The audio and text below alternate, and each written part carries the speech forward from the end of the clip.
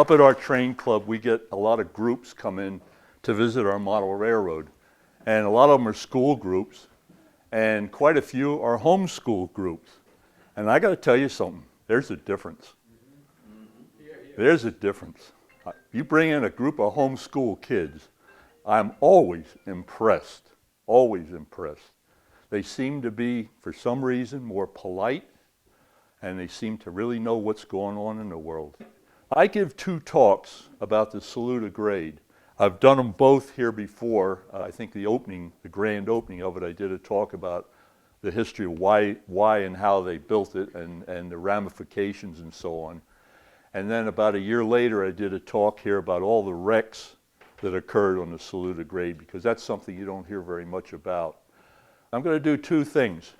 I'm going to give you a tour of the actual grade through photographs, because most of you, I venture to say almost all of you in this room, have never actually walked the Saluda Grade or seen it. You can parallel it by driving Pearson Falls Road, but you either have to look way up or way down, and for the most part you can't see anything. So I'll give you a little brief tour so you know what the Saluda Grade really looks like. Very similar to this diorama that we built for the depot here. Then I'm going to tell you how the railroad went about taking a train up the grade and down the grade, because it was a project to get a train, especially up the grade. And then I'm going to tell you about all the wrecks that occurred. This is a map of the Saluda Grade.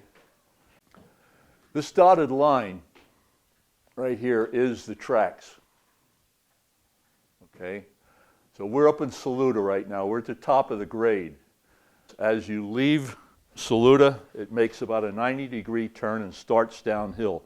The actual top of the grade is about where the street right here crosses the tracks. So instantly you're going downhill. Now, if you picture, well, freight trains back in the late 1800s and around 1900 were not very long. They're not like the trains you see today. Typical freight train might only be 20 or 25 cars. Today they're generally at least 100 to 150 cars.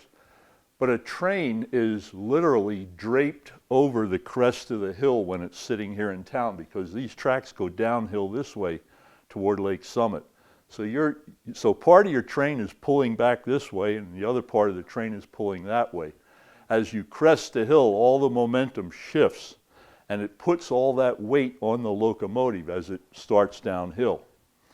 And so the engineer really has to know how to control a train in hilly country. It's much, much more difficult. And I'm talking about the days of steam locomotives. It's a whole different animal with diesels.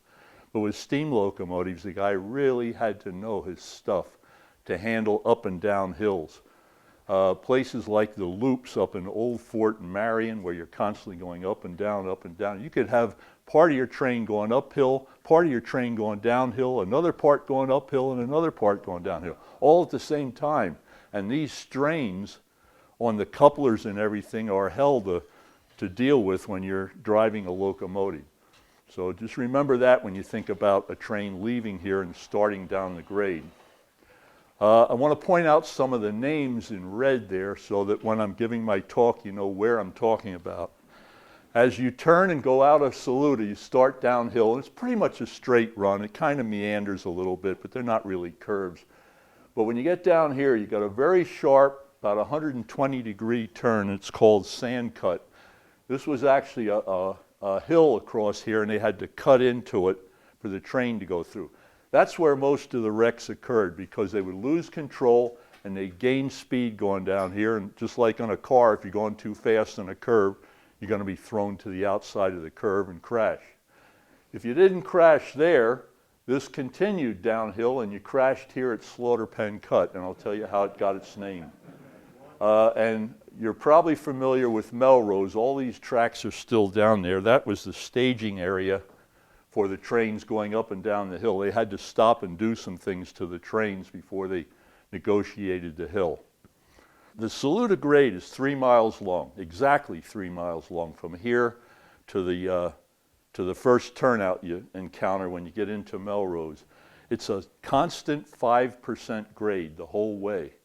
And if you have trouble picturing what a 5% grade is, in a standard passenger car and a train, if two guys the same height were to stand at two ends of the car, the guy at the low end would be looking at the belt buckle of the guy at the upper end. So that's how much of a difference there is within the length of a passenger car. That's a 5% grade.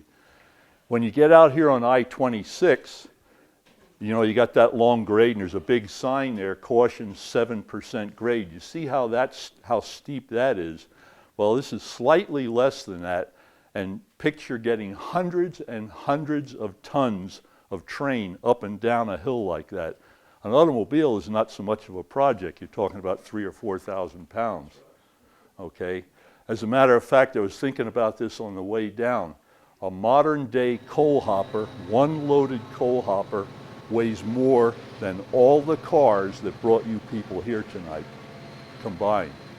One, and they run 100-car coal trains these days. Back when all the wrecks occurred on the grade, a typical train would have maybe a dozen to 15 coal hoppers on it. It's still a lot of weight. So that was the problem, the weight versus the steepness of the grade and the two sharp curves. We pull out of town here and we start down the grade. And you can see the track immediately starts to drop off.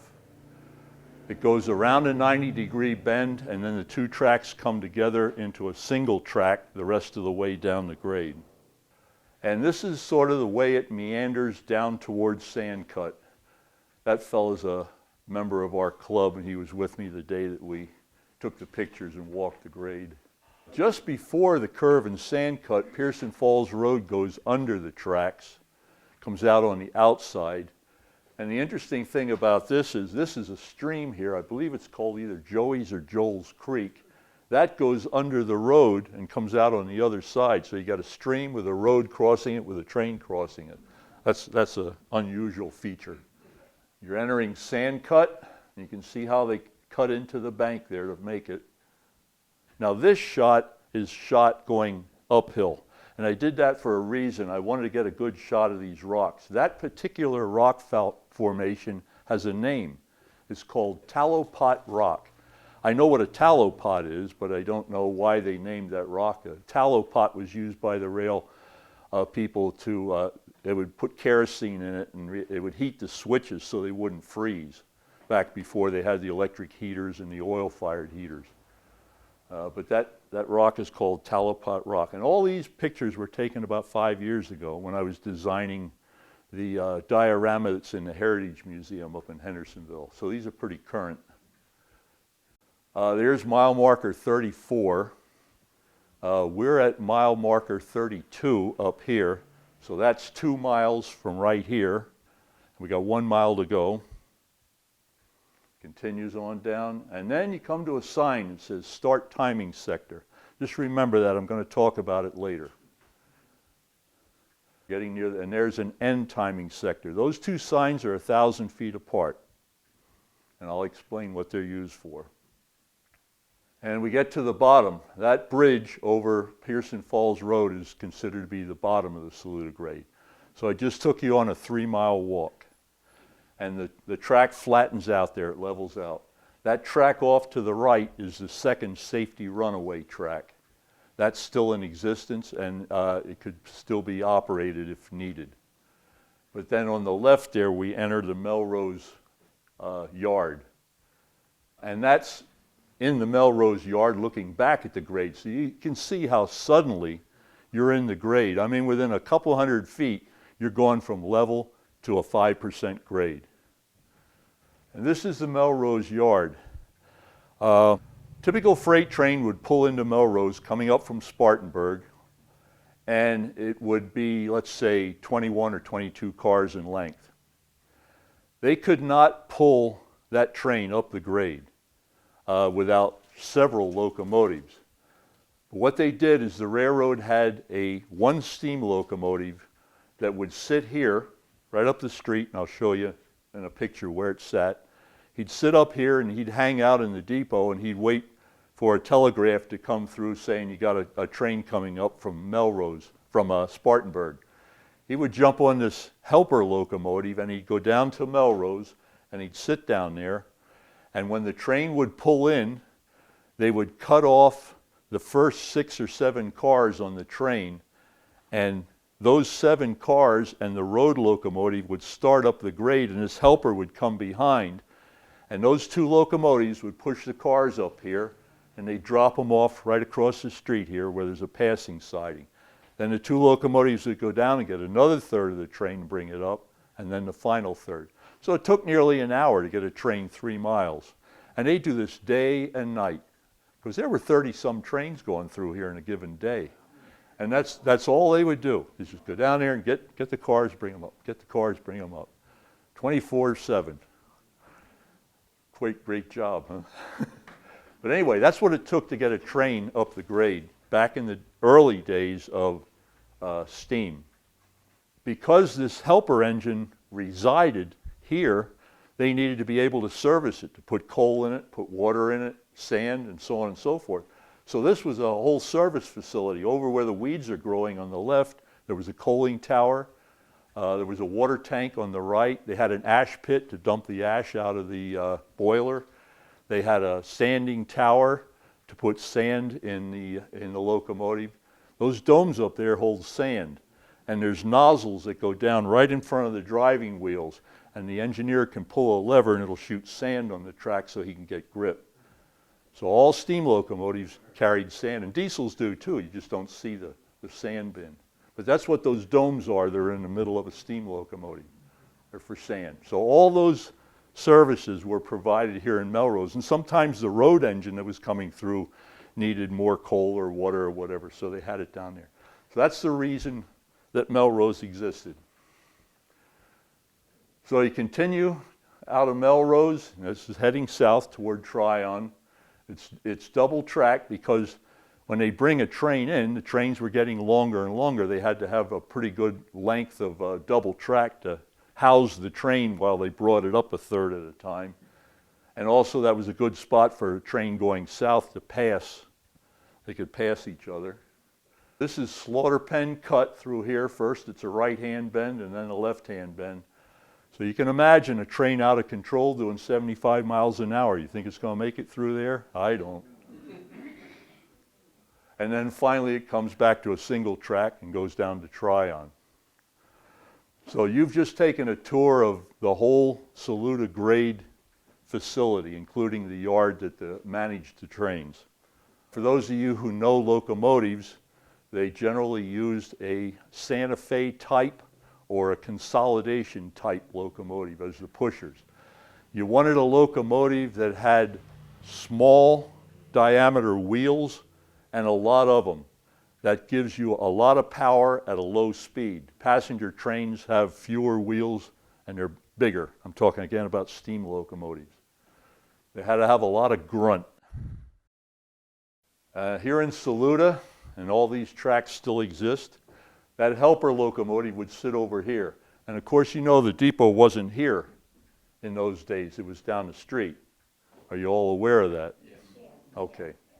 But at one time when it was down the street, that helper locomotive would sit over there on the left, and as they'd bring cars up, they'd park them on that center track. Where those junk cars are now, that's where the depot sat. Well, let's talk about taking a train down the grade.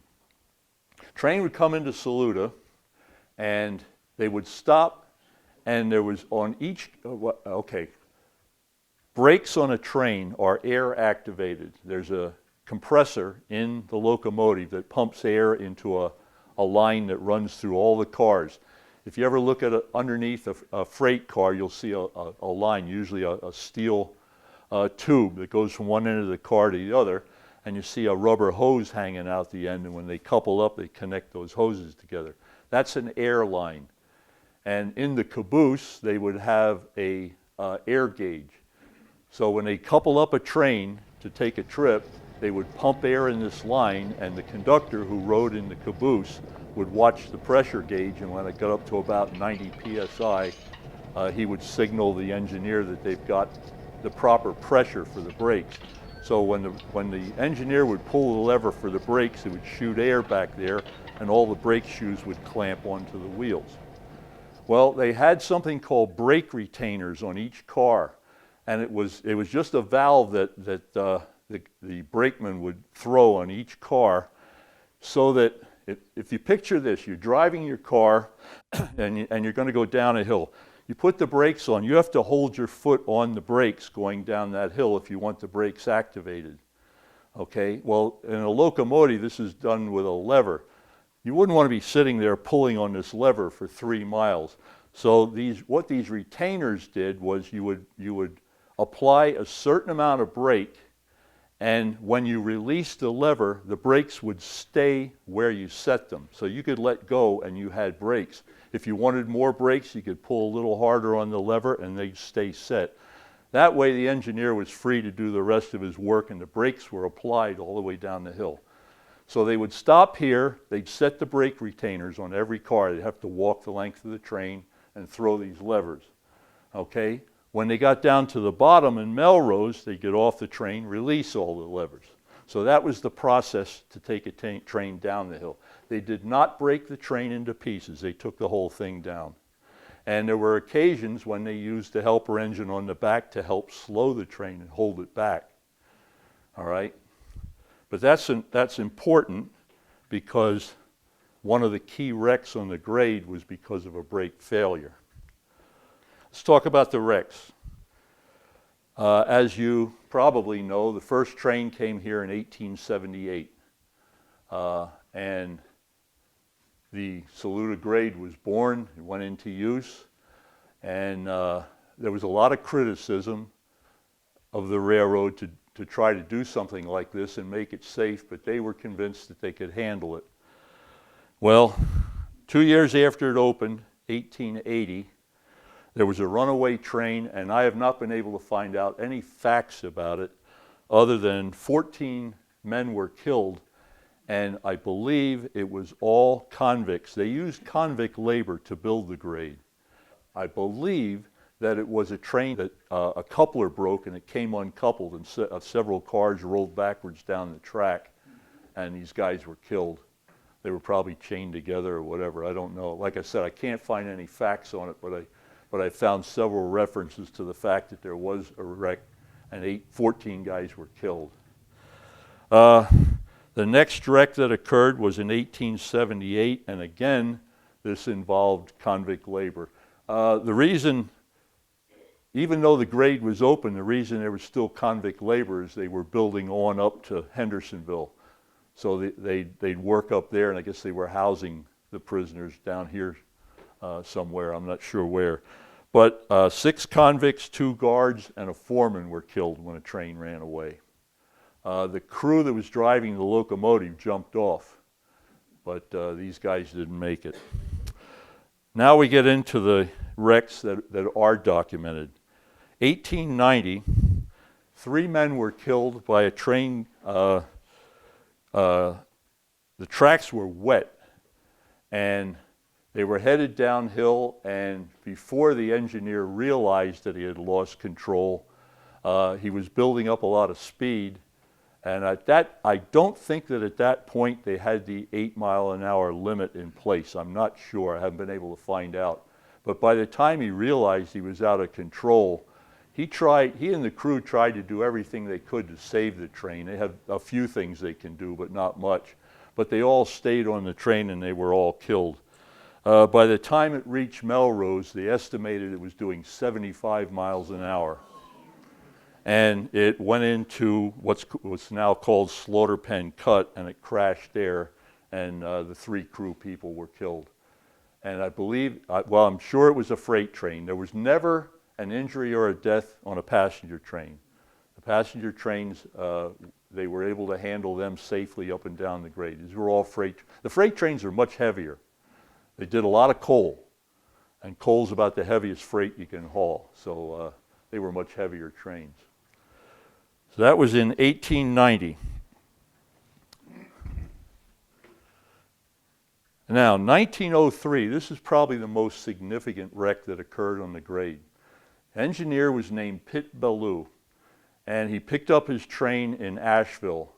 It consisted of 13 loaded interstate railroad coal hoppers, 2 merchandise cars, which generally are box cars or flat cars, something like that, a couple other boxcars, and a caboose. He stopped here, the top of the grade. They set the brake retainers, and they took off. He got to that curve over there and applied the brakes. And normally when they apply the brakes, you hear a loud sort of a banging sound because all the brake shoes grab the wheels at the same time. So if you can picture that on about a 20-car train, bang! Well, he pulled the lever and he heard psst, and he immediately yelled to the crew, "Jump off, we've lost the train." He wasn't even out of town. His caboose was right over there. He already knew he lost his train. No way to stop it. So the crew jumped off. Pitt stayed on the train trying to save it, trying to do everything he could. By the time he got to Sandcut, it was doing well over 60 miles an hour. He knew it was going to crash, so at the last minute he jumped off. He rolled down a stone bank, and they found him nearly dead. A couple hours later, he had broken his back. They took him up to the Asheville hospital, and he was in the hospital for a couple months. He woke up one morning and he started yelling for a nurse. So the nurse thought there was something really wrong. She ran in the room. "What is it? What is it?" He said, "Get on the phone, get the superintendent of the Southern Railway down here. I know how to save the trains from wrecking and from people getting killed." So the nurse called the superintendent, who was a man named G.R. Loyal, Loyall. And he came down to the hospital and met with Pitt. And Pitt said, "What you got to do is build safety runaway tracks. Right before you get to Sandcut and right before you get to Slaughter Pen Cut, put a switch in there and have the track run uphill at a 10% grade for about 1,000 feet. And just let the train run up there and gravity will stop it, bring it under control. And then you can fix the problem." Within 6 months, the railroad came down and built both safety tracks, and that changed everything. That made it much, much safer to run the grade. There were still a number of accidents that occurred, but the loss of life was cut down. There was one more wreck that occurred after that where some guys were killed. Now, think back. I showed you the pictures of the start timing sector and end timing sector. The engineer's responsibility when he was taking the train down the hill, when he saw the start timing sector, he looked at his watch. And when he got to the end timing sector, he looked at his watch. And he knew how long it should take to get between the two at 8 miles an hour. If he was under control, he blew 2 blasts on the whistle, and the switch tender would throw that switch and he could continue. If he was out of control, he did nothing, and up the safety track he went. And there's that tall thing right there. That's the water tower over there. And you can see up in the sky there, that's part of the coaling tower. This was a little passenger depot. You could actually pick the train up down in Melrose if you wanted to get on board. Come up and visit the Apple Valley Model Railroad Club in Hendersonville. That is still there, and eventually over time that became electronically controlled. They didn't have to have a guy sitting down there anymore. 1 month after Pitt's accident, another freight train, again 13 loaded interstate coal hoppers and a few boxcars, lost control just before Sandcut. So it proceeded through the switch, headed down the hill, and by the time it got to Melrose, it was up to about 60 miles an hour. Now this was before. Remember I said it took them 6 months to build the safety tracks. This was 1 month after the accident. So the safety tracks weren't in place yet. But it was doing about 60 miles an hour when it reached Melrose. As they passed Melrose, of course the crew knew that the train was out of control, but they stayed on board. And I read somewhere that as the train passed that little shack and the switch tender was standing there aghast as this train is shooting by him, and the fireman was standing in the window of the locomotive, and he just went like this with a big smile on his face, and the switch tender passed out. He fainted. Fainted and fell to the ground. The crew stayed on board. The engineer and the fireman were buried alive under the coal when it wrecked. For all the coal from the tender, you picture this thing hitting a bank and that tender's right behind you. All that coal poured on them. They were buried alive. The brakeman had both legs cut off and he died later in the hospital. The conductor and the flagman were unhurt. They may have jumped off or they may have been at the back of the train. I don't know. But anyway, that's when 3 more men were killed.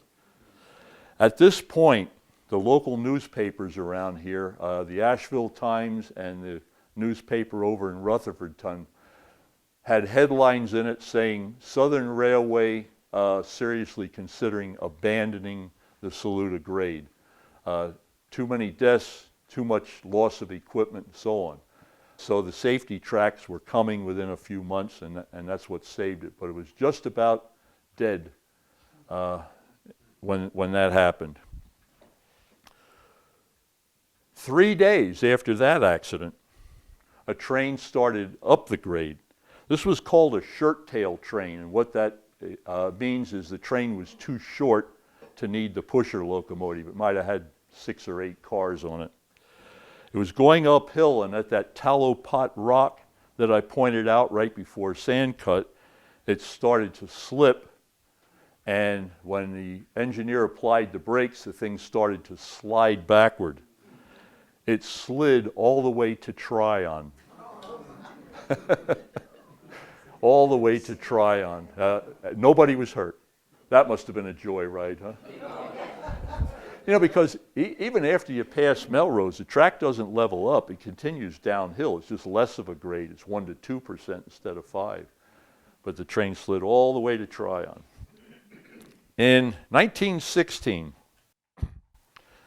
an engineer named Tom Tarpley was running a passenger train, and it was under control. It stopped here in Saluda, picked up passengers and so on, and he started down the grade. It was under control, and he got down to the timing sector. He timed his train. Yep, we're in good shape. He blew the 2 blasts on the whistle. As he approached the safety track, the switch was thrown for him to go up the safety track. So he blew it again, and the switch tender just stood there.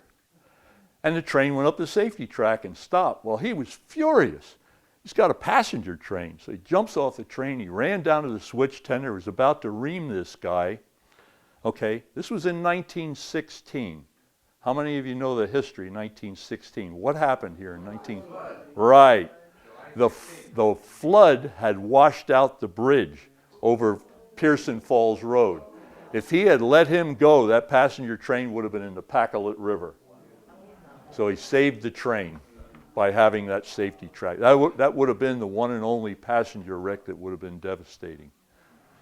I thought that was a pretty interesting story. The stranded passengers were put up around Saluda overnight, and the train sat on the safety track for 13 days until the bridge was repaired, and then they were able to put it back in service. Diesels came along in 1949, the first diesel locomotive negotiated at Saluda Grade. A diesel locomotive is a whole different animal when it comes to controlling a train. Do you all know that a diesel locomotive is not driven by the diesel motor? The diesel motor drives a generator that makes electricity, and there are electric motors down between the wheels, and the electric motors drive the train, not the diesel motor. If you think about driving a standard shift car, if you were to get out here on I-26 and start down the road and lose your brakes, if you had a standard shift car, or even an automatic, you can downshift and let the motor hold you back, and you can slow yourself down. Well, you can do that with a diesel locomotive. It's called dynamic braking. They actually reverse the direction of the electric motors, and that back pressure will slow a train and even bring it to a stop. You can't do anything like that on a steam locomotive. So now they had control. That's why they could eventually take 100-car coal trains down the grade. They'd put like 6 or 7 locomotives on the front and another 6 or 7 in the middle of the train. They could take the world down the grade and control it safely without a problem. So most of the problems on the Saluda Grade disappeared once they dieselized. And as I said, 1939 was the first diesel. used out here. All right, in 1964, now we're talking about diesels now, they had 6 diesel locomotives pulling 70 loaded coal hoppers and a caboose, and they ran off the tracks, up the safety track down in Melrose, and the train was going so fast that it reached the end of the safety track, and at the end of the safety track they had a big pile of gravel and some logs, so it slammed to a stop, and 23 of the head end coal hoppers overturned and coal went flying all over the place. Total damage was $70,000, but no one was hurt. That was the big thing, no one was hurt. So the safety track saved lives, and there would have been much more damage to equipment than $70,000. That was on September 20th of '64. In 1971, 3 diesel locomotives derailed as they started up safety track number 2 in Melrose, and 44 coal hoppers piled on top of each other in the space of 7 coal hoppers. The only thing left on the tracks was the caboose when it came to a stop. No one was hurt. But 44 coal hoppers damaged, so that was probably about a couple $100,000 worth of damage. When the accident happened to Pitt Ballou, and he came up with the idea for the safety tracks, they also made one other change in the rules to take a train down the grade that was important. I mentioned when I talked about the coal hoppers, I identified them at the beginning of my talk as interstate coal hoppers. The Interstate Railroad is a small railroad that operated up in Virginia, and it primarily just hauled coal. Most of it would take down to the port in Charleston, South Carolina. Well, the Interstate Railroad was never very profitable. They were always on hard times, and they would do things on the cheap to try to save money, make a profit. They had inferior brakes and wheels on their hopper cars. They were too small. The amount of grip the brakes had was insufficient for the cars. So at the same time they built the safety tracks, they also enacted a rule that you could have no more than half the train could be interstate coal hoppers, because the other cars had good brakes and they could compensate for it. So that was another minor change that helped slow these trains down as they were going down the grade. Thank you for coming. Thank you.